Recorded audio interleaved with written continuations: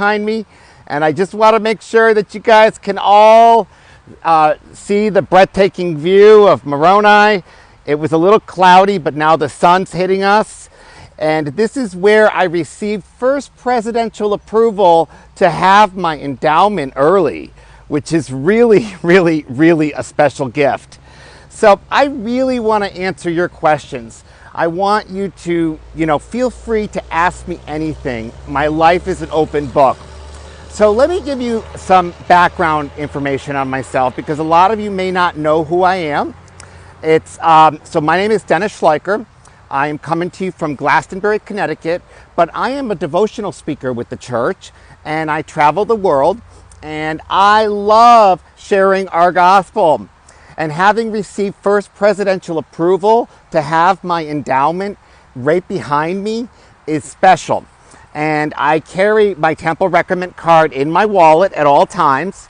It shows that I am a full Temple Recommend holder with the church, and I love it. So I am so blessed to be here to answer your questions. But I wasn't always so happy in life. Right over there was, at the dedication of this temple, I was driving by this interstate, and I'm going, what on earth are people doing lining up to go to that, uninformed church and so on and so forth, and all these white tents in the parking lot? I almost started an LGBT protest with 500 to 1,000 people. And that was 7 months before I was plunged. So that goes to show you, never judge a book by its cover. And I was actually so angry at our church, so misinformed about our church, that I stole the Book of Mormon, because I'm going, I'm not going to pay for that book.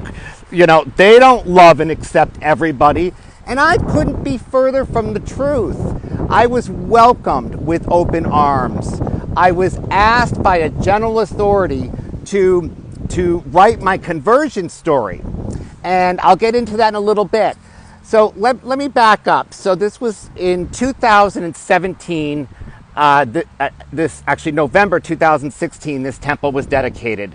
And I stole the Book of Mormon from the Lehigh Marriott, holler, not realizing they're the largest distributor of the Book of Mormon. I stole it, okay? And I said, and I stole that on June 19th.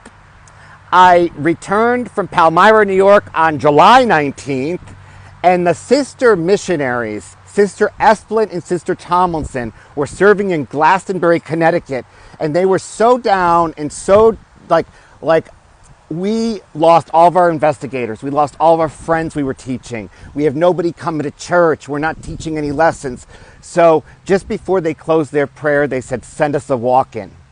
And I was that walk-in. So that shows you the power of prayer, that you can ask God for anything and He will be there for you. He will be there for me. He will be there for your friends, your family. So first, let's again thank Meridian Magazine for allowing me to do this awesome Instagram takeover. And I really want to ask you questions. I want you to ask me questions. So please post in the comments where you're from. Ask me anything. My life is literally an open book. So a few months after my baptism, so I was baptized on August 19, 2017, 3 weeks to the day after I was a walk-in. Well, yes, that was a fast track. I didn't know everything, but I knew the church was true and the book is blue. And I knew I had a strong testimony. I may not know who Macaroni was, or Moroni, or Nephi, or, what a general authority was, but I had faith. And I was welcomed into the house of the Lord with open arms by all the members, which I did not expect, because I discriminated against members of the church. I discriminated against you guys because I became a Googologist, going on Google to try to find watching all the stuff they teach us at MTC not to watch. So a few months after my baptism, I was at state conference, not too far from here, and I was told I was doing my first convert baptism. She would not join our church for 4.5 years because she didn't think we loved and accepted all. So the sister missionaries from a different state called me and said, would you, meet with our friend? And I said, sure. So within a few days after leaving, we had a baptismal date. And I was asked to perform that baptism at our stake conference at our stake center. And I was called and said, you have an appointment with the general authority. And I'm like, oh my gosh, what have I done now? Am I losing my limited temple recommend? What did I do? The general authority wanted to meet with me, and he said, son, I hear you have a conversion story for me. And I just blurted out, I'm a gay convert. And he put his arm on my shoulder, he pulled in closer, and he said, son, we need more LGBT people sharing charity and the pure love of Christ in our gospel. What do your gay friends say to you when you join the church? And I'm like, are you nuts? They're going to have you married off to a woman in no time. They're going to put you in conversion therapy. And he said, son, that's what I want you to title your next book, called Is He Nuts? Why Would a Gay Man Join the Church of Jesus Christ? At the time, it was supposed to say, why would a gay man become Mormon? But shortly after, before we went to print, we had to change the title because it is published with a church-owned publisher. And at first, I looked at that general authority and I went like this. I said, you're nuts. I didn't join the church to write a book. And we laugh about it.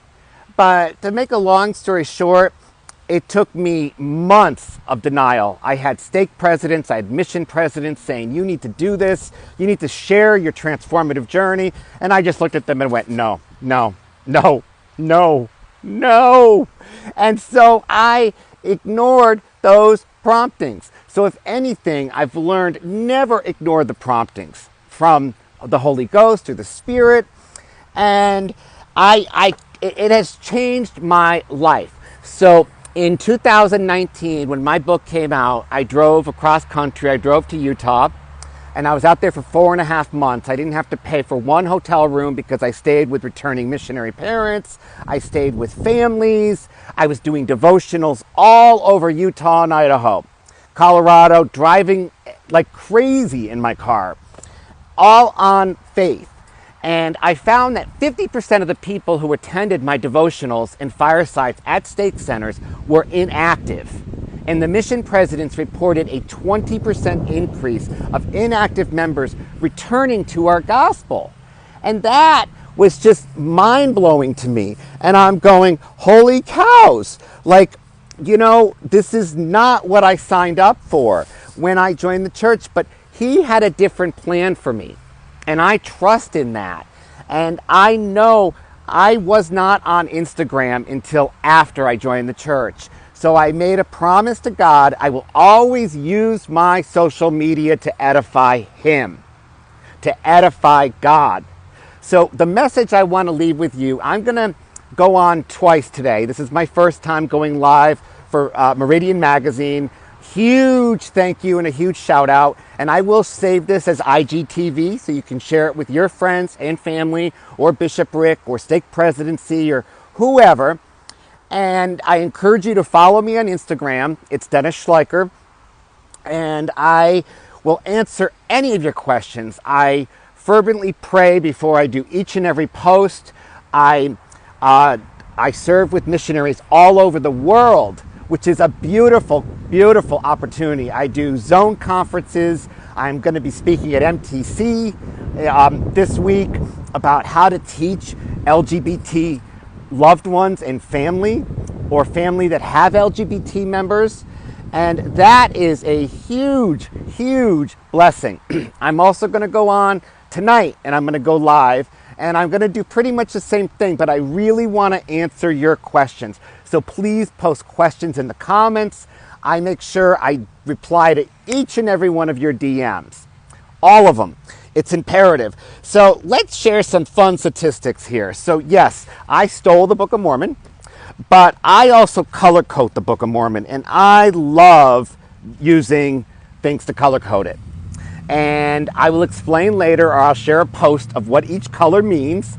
And it's generally based on lessons with the missionaries or general authorities or or General Conference. Wasn't General Conference amazing last week? It was on fire. Woo! I mean, I was like, wow. When Elder Ballard was talking about 50% of the members in the church are single, that just spoke to me. It spoke to, I'm sure, some of you, that you can relate what that's like to be a single member in the church. So, yes, I am a gay convert, but I follow the same law of chastity of all the other 50% of the members in the church follow. I wear a CTR ring on my wedding band. It reminds me several things.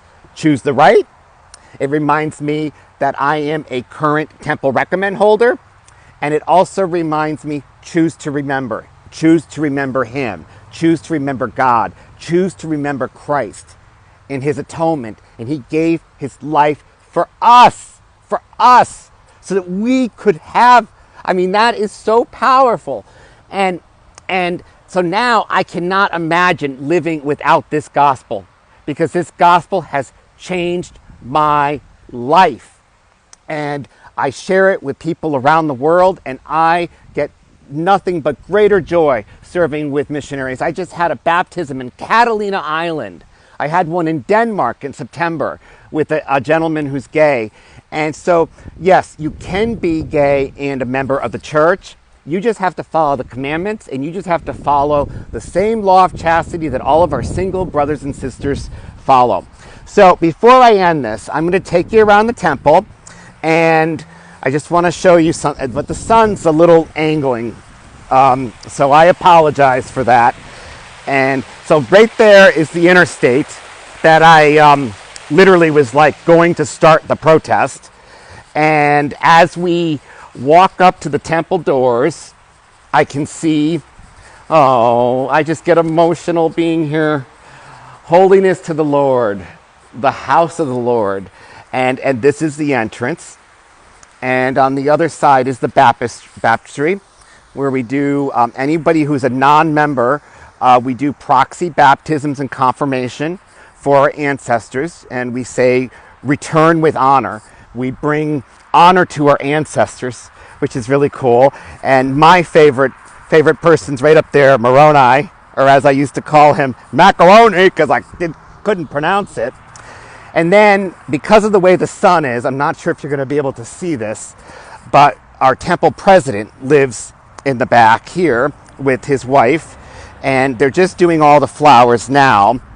But back there is their house right there, and that's where our temple president lives. And we just got a new one about a year and a half ago. We had Sister Taylor and President Taylor, and they were so wonderful. She's like, I'm so excited. We have a gay in the temple.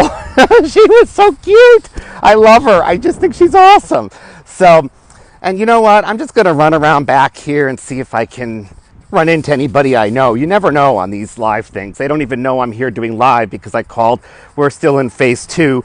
I was blessed to be able to come here and do a not a living endowment for myself, but for my friend Elder Duro, who is going to be serving in the Arcadia mission, Mandarin speaking. And I was here in February, and it was such a blessing to be able to attend an endowment and to go through this. I just am so, wow. So when you have an opportunity to return to the temple, please take advantage of it. And please enjoy it. So gather your questions for me, and I will definitely be answering them tonight. And you can also see in the stories, you can DM me, and you can just basically ask anything. But look at this glorious sky we have today with the clouds. It was supposed to rain. So this is a beautiful blessing. So I just want to say I am sending love and light your way. And let's give a huge thank you to Meridian Magazine for allowing me this opportunity to use their platform to share my testimony with you. And if there's any non-members that are watching, I don't mind. You can ask me anything. I never get offended. Never. My life is an open book, literally. So if you want to ask me anything, I don't care. I will not be offended. So I'm going to say I am sending love and light your way, and just enjoy Moroni up there, trying to point on the top of our temple.